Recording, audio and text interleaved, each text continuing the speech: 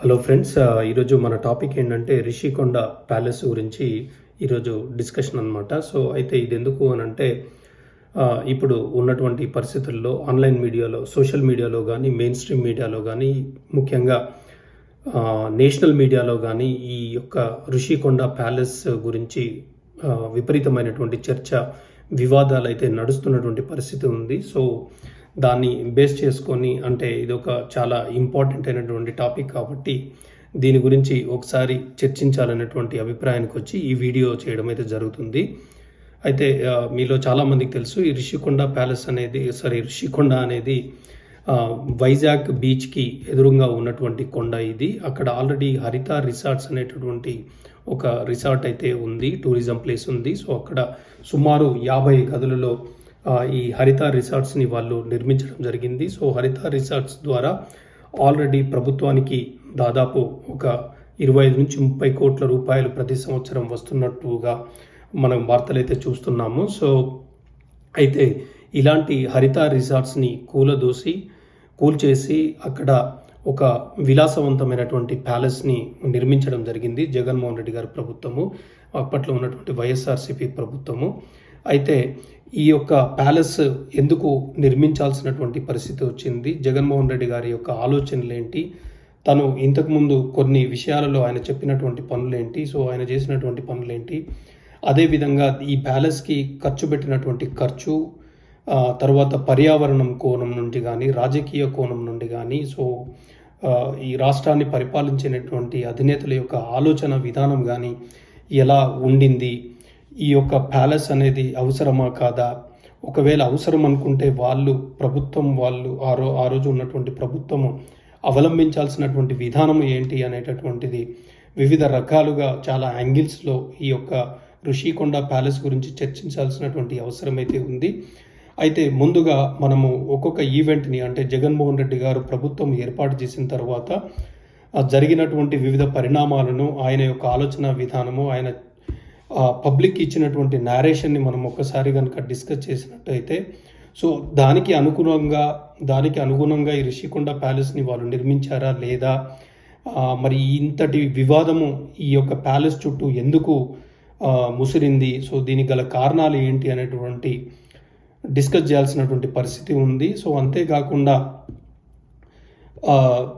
ఇప్పుడు ఉన్నటువంటి వ్యవస్థ ఎలా ఉంది, సో ఈ వ్యవస్థని ఎలా వాడుకుంటా ఉన్నారు, ప్రజలకి ఏమి చెప్తున్నారు, వాళ్ళు ఏమి చేస్తున్నారు అనేటటువంటిది కూడా డిస్కస్ చేయాల్సినటువంటి పరిస్థితి అయితే ఉంది. సో ముఖ్యంగా జగన్మోహన్ రెడ్డి గారు ప్రభుత్వం ఏర్పాటైన తర్వాత ఆయనకి చంద్రబాబు నాయుడు గారు ఒక లేఖ అయితే పంపించడం జరిగింది. ఆ లేఖ యొక్క సారాంశం ఏమిటంటే, నా నివాసానికి దగ్గరగా ఉన్నటువంటి ప్రజావేదికని నా అవసరాల దృష్ట్యా నా పార్టీకి లేదా నాకు సమస్యలు చెప్పుకోవడానికి వచ్చినటువంటి ప్రజలను కలవడానికి నాకు ఆ భవనం ఇవ్వాల్సిందిగా ఆయన ఒక అప్లికేషన్ అయితే, ఒక లెటర్ అయితే జగన్మోహన్ రెడ్డి గారికి రాశారు. సో రాసిన తర్వాత జగన్మోహన్ రెడ్డి గారు దీనికి ఎస్ ఆర్ నో అనేటటువంటిది స్పందించకుండా, లేదా ఎలాంటి వివరణ ఇవ్వకుండా, సో రిషికొండ ప్యాలెస్లో ఒకసారి ప్రజావేదికలో అంటే కృష్ణానది ఒడ్డున ఉన్నటువంటి ప్రజావేదికలో ఒక మీటింగ్ కండక్ట్ చేసి అర్జెంటుగా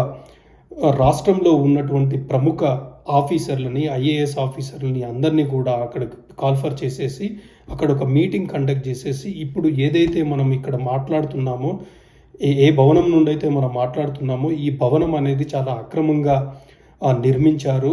ఈ యొక్క రూల్స్, నామ్స్, ముఖ్యంగా పర్యావరణం అనేది నేను ఇక్కడ స్ట్రెస్ చేస్తున్నాను. సో కాబట్టి ఇది ఒకటి మీరు అండర్లైన్ చేసుకొని ఇది గుర్తుంచుకోవడానికి ప్రయత్నం చేయండి. సో ఇది వ్యవస్థలను ఇన్ఫ్లుయెన్స్ చేసి వాళ్ళకి ఇష్టం వచ్చినట్టుగా వాడుకొని పర్యావరణం నామ్స్ అలాంటి ఏమీ పాటించకుండా ఈ భవనాన్ని అక్రమంగా నిర్మించారు అనేటటువంటి విధంగా ఆయన నారేట్ చేయడం జరిగింది. నారేట్ చేసేసి this is the last meeting we are going to conduct in this Prajavedika అని చెప్పేసి ఆ ప్రజావేదికని తరువాత డిమాలిష్ చేయడం జరిగింది. సో డిమాలిష్ చేసే ముందు ఆ మీటింగ్లో ఆయన చెప్పడం, ముఖ్యంగా నేను చెప్పినట్టుగా పర్యావరణం అనే దాన్ని వీళ్ళు తుంగలో తొక్కారు, వ్యవస్థలను ఇన్ఫ్లుయెన్స్ చేశారు, వ్యవస్థలకు మిస్ఇన్ఫర్మేషన్ ఇచ్చేసి ఈ యొక్క వేదికనైతే బిల్డింగ్ని కన్స్ట్రక్ట్ చేశారు. సో కాబట్టి ఇలాంటి అక్రమ కట్టడాలన్నింటినీ కూడా మేము కూల్చేస్తున్నాము. సో ఎవరు కూడా మూవింగ్ ఫార్వర్డ్ వ్యవస్థలని అలా ఇన్ఫ్లుయెన్స్ చేసి వాళ్ళకి నచ్చినటువంటి విధంగా ఈ పనులు చేయడానికి వీలు లేదనే విధంగా ఆయన ఒక నేరేషన్ వాళ్ళకి కమ్యూనికేట్ చేసేసి ప్రజావేదికని కూల్చేయడం జరిగింది. తర్వాత ఇక్కడ మనం ఒకటి గుర్తుపెట్టుకోవాల్సినటువంటి విషయం ఏంటంటే, ఈ ప్రజావేదిక కూల్చడం అనేది ఎలా స్టార్ట్ అయిందంటే, చంద్రబాబు నాయుడు గారు ఒక అప్లికేషన్, ఒక లెటర్ ఇచ్చేసి నాకు ఈ వేదికను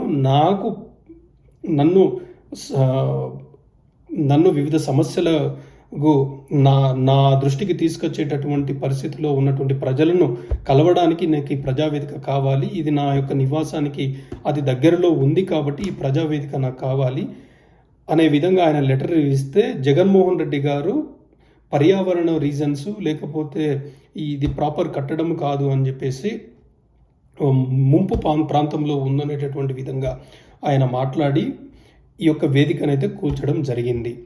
సో ఇప్పుడు కట్ చేస్తే మళ్ళీ ఏమైంది అని అంటే, రిషికొండ ప్యాలెస్ అనేది వాళ్ళు నిర్మాణం అనేది చేపట్టడానికి అయితే ఒక ప్రయత్నం చేశారు. నేను చెప్పినట్టు విధంగా హరిత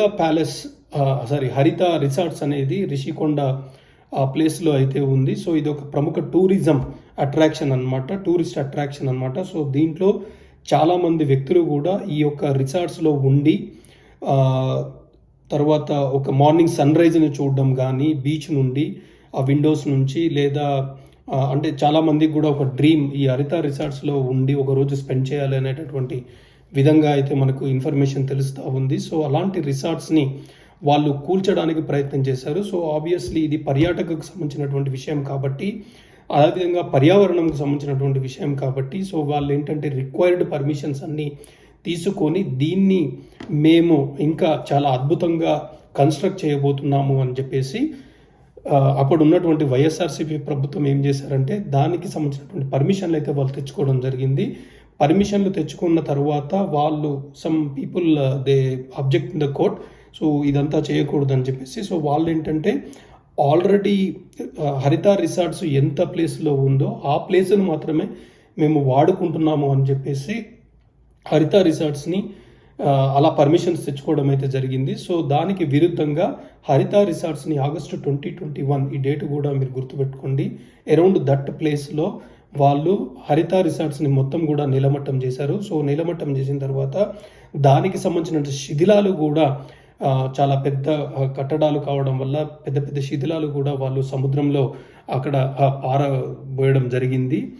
సో ఇది చేసిన తర్వాత ఇది ఆబ్వియస్గా ఇది వివిధ యొక్క పార్టీ నాయకులను కానీ, ప్రతిపక్ష పార్టీ నాయకులను కానీ, వాళ్ళ యొక్క లీడర్స్ను కానీ, పార్టీలను కానీ ఈ యొక్క ఇన్సిడెంట్ ఏదైతే ఉందో, ఈ యొక్క స్టెప్ ఏదైతే ఉందో వాళ్ళని ప్రముఖంగా ఆకర్షించడం జరిగింది. సో ఇది ఒక రాజకీయమైనటువంటి ప్రాధాన్యత అయితే దీనికి సంతరించుకోవడం జరిగింది. సో ఆ టైంలో వివిధ ప్రతిపక్ష పార్టీ నాయకులు కానీ, ముఖ్యంగా జనసేన అధినాయకుడు పవన్ కళ్యాణ్ గారు కానీ ఈ రిసార్ట్స్ను విజిట్ చేయడం జరిగింది. సరే, రిషికొండను విజిట్ చేసేసి అక్కడ ఏమి జరుగుతుంది అనేది తెలుసుకోవడానికి అయితే వాళ్ళు ప్రయత్నం చేశారు. సో దానిలో భాగంగా ఆయన 1-2 సార్లు అరెస్ట్ అయినటువంటి పరిస్థితి అయితే కదా ఉంది. ఆయనను చాలా రకాలుగా ఆయనను అక్కడికి వెళ్లకుండా నిలువరించేటటువంటి ప్రయత్నం అయితే చేసింది. సో ఆ టైంలో జనసేన పార్టీ నుంచి డ్రోన్ల సహాయంతో ఫస్ట్ టైం ఈ రిషికొండకు సంబంధించినటువంటి పిక్చర్స్ కానీ, విజువల్స్ కానీ అన్నీ కూడా డ్రోన్ సహాయంతో వాళ్ళు బయటికి తీయడం అయితే జరిగింది. సో అప్పుడు ఏంటంటే వీళ్ళు ఒక కట్టుదిట్టమైనటువంటి భద్రత ఏర్పాటు చేసేసి అక్కడికి ప్రజలను కానీ, విలేకరులను కానీ, ప్రెస్ను కానీ ఎవరిని కూడా, ప్రతిపక్ష పార్టీ నాయకులను కానీ ఎవ్వరూ కూడా వెళ్లకుండా కట్టుదిట్టము చేసేసి చాలా 1 కిలోమీటర్ ముందు వరకు కూడా ఒక రోడ్డు బ్లాక్ చేసేసి అక్కడికి ఎవరు వెళ్లకుండా వాళ్ళని కట్టుదిట్టం చేసేసి ఇలాంటి పరిస్థితులలో ఈ యొక్క ప్యాలెస్ని అయితే నిర్మించడం జరిగింది. సో ఈ ప్యాలెస్ నిర్మించినప్పుడు వివిధ పార్టీ నాయకులు, వివిధ విలేకరులు, ప్రెస్ వీళ్ళందరూ కూడా వైఎస్ఆర్సీపీ పార్టీ నాయకుల్ని సంప్రదించినప్పుడు ఒక్కొక్కరు దీని గురించి డిఫరెంట్గా అయితే స్పందించడం జరిగింది. అంటే మేము ఒక 200 కోట్లు పెట్టేసి అక్కడ 5 స్టార్ హోటల్ కడుతున్నామని చెప్పేసి కొందరు చెప్పగా, కొందరేమో ఇది విశాఖ రాజధానిని మనం మార్చాము కాబట్టి ముఖ్యమంత్రి కూడా అక్కడ ఉండి అక్కడి నుంచి పరిపాలన చేయాల్సినటువంటి విధంగా కూడా మేము దీన్ని గురించి కూడా మేము ఆలోచిస్తున్నాము అని వివిధ రకాలుగా ప్రజలకు కమ్యూనికేట్ చేయడం జరిగింది. అయితే వైఎస్ఆర్సీపీ అఫీషియల్ హ్యాండిల్లో కూడా వాళ్ళు చెప్పడం ఏంటంటే, వాళ్ళు చెప్పింది ఆ టైంలో ఏంటంటే, ముఖ్యమంత్రి గారు ఇక్కడి నుంచి పరిపాలన చేస్తారు, ఇది ఒక అద్భుతమైనటువంటి కట్టడము అనే విధంగా వాళ్ళు చెప్పడం జరిగింది. సో తర్వాత ఆ ట్విట్టర్ హ్యాండిల్లో పెట్టినటువంటి ట్వీట్ తర్వాత ఏమైంది అని అంటే, దాని చుట్టూ ఒక పెద్ద వివాదము, విమర్శలు అయితే రావడం అయితే జరిగింది. సో దాని వేడికి తట్టుకోలేక వాళ్ళు ఒక ఆ ట్వీట్ని అయితే డిలీట్ చేయడం జరిగింది. సో ఇక్కడ మనము రెండు విషయాలు మనం ఒకటైతే గుర్తుంచుకోవాల్సినటువంటి పరిస్థితి అయితే ఉంది. రెండు విషయాలు ఏంటంటే, ఒకటి పర్యావరణాన్ని మేము కాపాడుతాము, పర్యావరణ యొక్క నామ్స్ పాటించినటువంటి కట్టడాలను మేము కూలుస్తాము అన్నటువంటి వ్యక్తులు ఒక పర్వతాలు అనేటటువంటిది పర్యావరణాన్ని పరిరక్షించడంలో ప్రముఖ పాత్ర వహిస్తాయి. సో అలాంటి ప్రాముఖ్యత ఉన్నటువంటి పర్వతాలను పడగొట్టేసి వీళ్ళు ఇక్కడ ఒక ప్యాలెస్ అయితే కట్టడం జరిగింది. సో అది ఒకటి. తర్వాత వచ్చేసి కోర్టులకు కానీ వీళ్ళందరూ చెప్పినటువంటి విషయం ఏంటంటే, హరిత రిసార్ట్స్ ఎంత భూభాగంలో ఉందో ఆ భూభాగంలో మాత్రమే దీన్ని మేము కన్స్ట్రక్ట్ చేస్తున్నాము, ఈ ప్యాలెస్ అనేటటువంటి విధంగా చెప్పడం జరిగింది. సో కోర్టులని కూడా వాళ్ళకి కూడా మిస్ఇన్ఫర్మేషన్ అయితే ఇవ్వడం జరిగింది. సో అదేవిధంగా దీన్ని ఎందుకు కడుతున్నారు అనేటటువంటి క్లారిటీ కూడా ఎవరికి కూడా ప్రజలకు వివరించలేదు. సో అంతేకాకుండా కూడా దీని యొక్క కట్టడాన్ని చాలా రహస్యంగా, గోప్యంగా ఉంచి ప్రతిపక్షాలను కానీ, ప్రజలను కానీ, ప్రెస్ను కానీ వాళ్ళందరినీ కూడా అలో చేయకుండా ఈ యొక్క కట్టడం అయితే నిర్మించడం జరిగింది. అంటే అక్కడ ఒక ట్రాన్స్పరెన్సీ అయితే ఖచ్చితంగా లేదు. సో తర్వాత కొంతకాలం గడిచిన తర్వాత దాని ఇనాగ్రేషన్కు మినిస్టర్ రోజా గారు, అంటే పర్యాటక మంత్రి మినిస్టర్ రోజా గారు దాన్ని ఇనాగ్రేట్ చేయడం జరిగింది. సో ఇనాగ్రేట్ జరిగినప్పుడు కూడా ఈ ప్యాలెస్ యొక్క విజువల్స్ని ఎక్కడ కూడా బయటికి తీసుకురాలేదన్నమాట. సో అక్కడ ఏముంది ఏంటి అనేది ఎవరికి కూడా తెలియదు. సో కాకపోతే ఏంటంటే 9 ఎకరాలలో దీన్ని కన్స్ట్రక్ట్ చేశారనమాట. సో 9 ఎకరాలలో దాదాపు సుమారు 500 కోట్ల రూపాయలు పెట్టి, అంటే సబ్జెక్టు ఆడిట్ కరెక్షన్. ఎందుకు అనంటే సాక్షి ఛానల్లో అయితే మాత్రం ఇది ఒక 350-360 కోట్లకు పెట్టుబడితో కట్టినటువంటి కట్టడంగా అయితే వాళ్ళు చెప్పడం జరిగింది. సో ఆబ్వియస్గా సాక్షి ఛానల్ ఎవరు రన్ చేస్తారో మీకు తెలుసు, దాని మేనేజ్మెంట్ ఎవరో తెలుసు. కాబట్టి ఆ నంబరు, ఈ 365 కోట్లు ఏదైతే ఉందో అది ఎక్కువగా ఉంటుందా లేదా తక్కువగా ఉంటుందా అనేటటువంటి విషయం అయితే మీ యొక్క ఊహాగానాలకు నేను వదిలేస్తున్నాను. సో కాబట్టి ఇలాంటి కట్టడము కట్టిన తర్వాత ఆమె ఆ రోజు ఇనాగ్రేషన్ చేసిన తర్వాత ఆమె ప్రెస్ మీట్ కూడా ఆమె భవనం దగ్గర పెట్టలేదు, చాలా దూరంలో ఒక టెంట్ కింద ఆమె ప్రెస్ మీట్ అయితే కండక్ట్ చేశారు. సో దానిలో భాగంగా ఆమె 3 మెన్ కమిటీ గురించి అయితే ప్రస్తావించారు. 3 మెన్ కమిటీ ఏంటంటే, ఎప్పుడైతే ముఖ్యమంత్రి గారు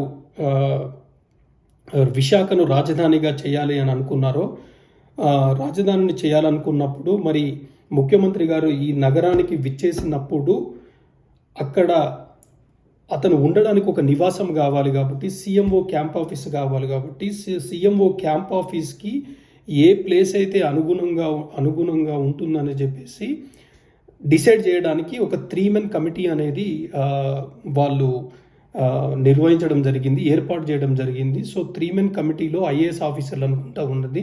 సో అప్పుడు రోజా గారు కూడా ఏం చెప్పారు అనంటే, అప్పుడు ఉన్నటువంటి మినిస్టర్ రోజా గారు కూడా ఏం చెప్పారనంటే, ఇక్కడ నుంచి ముఖ్యమంత్రి గారు పరిపాలన చేస్తే బాగుంటుంది అనే విధంగా 3 మెన్ కమిటీ కూడా ఒక కన్క్లూజన్ వచ్చిందని మాత్రమైతే వాళ్ళు చెప్పడం జరిగింది.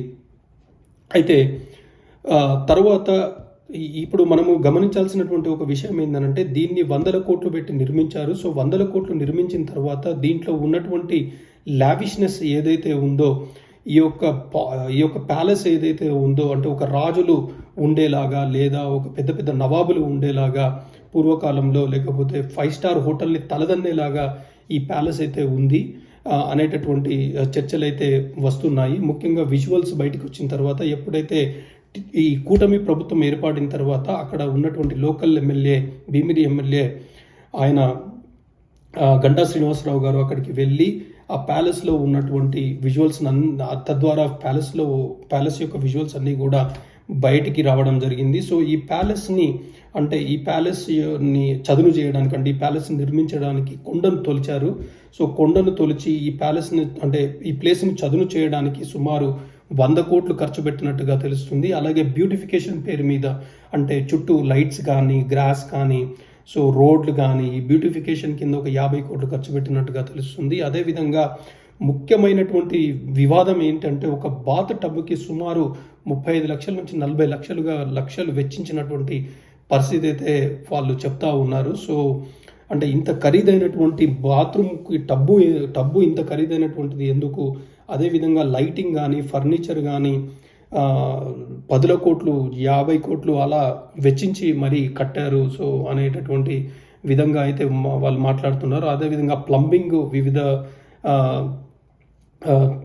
ప్లంబింగ్ లాంటి వాటికి కూడా 100 కోట్లు ఖర్చు పెట్టారనేటువంటిది అయితే వాళ్ళు చెప్తా ఉన్నారు. So at the end of the day ఈ కాస్ట్ ఏదైతే ఉందో as I said it is subject to the audit correction. But at the same time ఈ యొక్క లావిష్నెస్ అయితే మనకు విజువల్స్ ద్వారా అయితే కనబడుతూ ఉంది. సో చాలా వరకు కూడా ఇందులో వాడినటువంటి వస్తువులు ఏదైతే ఉందో, ఫర్నిచర్ ఏదైతే ఉందో, లైటింగ్ ఏదైతే ఉందో ఇవన్నీ కూడా ఇంపోర్టెడ్ చాలా కస్టమైజ్డ్గా చేసి వాళ్ళు నిర్మించారు అనేటటువంటి వివాదం అయితే చెలరేగుతూ ఉంది. ఎస్పెషల్లీ ప్రత్యేక రాష్ట్రం తెలంగాణ ఏర్పడిన తర్వాత ఉమ్మడి రాష్ట్రం నుంచి ఆంధ్రప్రదేశ్ విడిపోయిన తర్వాత ఆంధ్ర ప్రాంతం విడిపోయిన తర్వాత బడ్జెట్ ఇష్యూస్ కానీ సో ఇవన్నీ కూడా ఉన్నాయి. సో అలాంటి పరిస్థితులలో ఇలాంటి లావిష్ భవనాన్ని నిర్మించాల్సినటువంటి అవసరం ఏంది?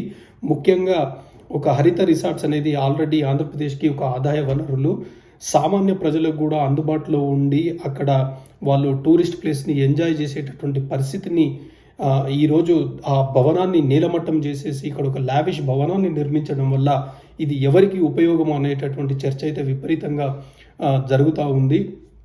సో అప్పుడు ఉన్నటువంటి వైఎస్ఆర్సీపీ పార్టీ క్యాడర్ లీడర్షిప్ ఏదైతే ఉందో ఈ భవనము ఎందుకు నిర్మిస్తున్నాము అనేటటువంటి విషయాన్ని అయితే వాళ్ళు చెప్పడం జరిగింది. అంటే దాంట్లో ఉన్నటువంటి క్లారిటీ కానీ కన్సిస్టెన్సీ కానీ లేదు. ఒక్కొక్కరు ఒక్కొక్క రకంగా మాట్లాడడం జరిగింది. ఒక్కొక్కరు ఒక్కొక్క స్టేజ్లో డిఫరెంట్గా మాట్లాడడం అయితే జరిగింది.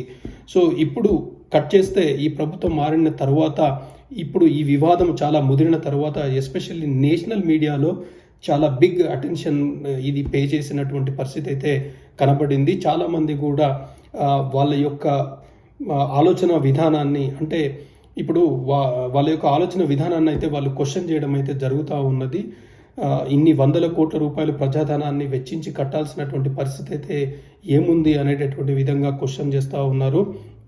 అసహించుకునేటటువంటి పరిస్థితి అయితే కనిపిస్తూ ఉన్నది. సో దీన్ని స్పందించమని చెప్పేసి ఇప్పుడు ప్రతిపక్షంలో ఉన్నటువంటి వైఎస్ఆర్సీపీ పార్టీ నాయకులను సంప్రదించగా మళ్ళీ వాళ్ళు డిఫరెంట్గా అయితే మాట్లాడడం జరిగింది. సో ఇది ఎక్కడ కూడా సీఎంఓ ఆఫీస్ అని మేము చెప్పలేదని లేదా ఇది ఇప్పుడు మనకు అందమైనటువంటి భవనాలు లేదు అంటే తెలంగాణ విడిపోయిన తర్వాత అందమైన భవనాలు మనకు లేవు లేదా గవర్నర్ వస్తారని లేకపోతే రాష్ట్రపతి ప్రధానమంత్రి వాళ్ళు వచ్చినప్పుడు ఉండడానికి భవనం లేదు.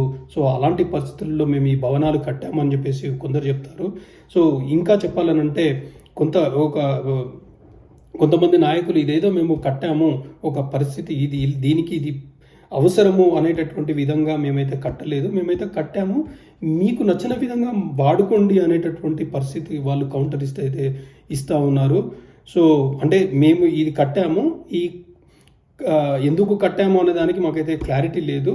సో ఇది ఉంది కాబట్టి మీరు ఈ యొక్క భవనం ఏదైతే ఉందో అది దేనికి ఉపయోగపడుతుంది అని అనుకుంటే దానికి వాడండి అని చెప్పేసి వాళ్ళు ఉచిత సలహాలు ఇస్తున్నారు. కొంతమంది అయితే నెక్స్ట్ లెవెల్ వెళ్ళేసి ఇది మీకు పనికిరాదు అనుకుంటే కూలదొయ్యండి అని చెప్పేసి అడ్డగోలుగా మాట్లాడుతున్నటువంటి పరిస్థితి అయితే మనకు కనబడుతూ ఉంది. బాధ్యతారహితంగా మాట్లాడుతున్నటువంటి పరిస్థితి అయితే ఉంది.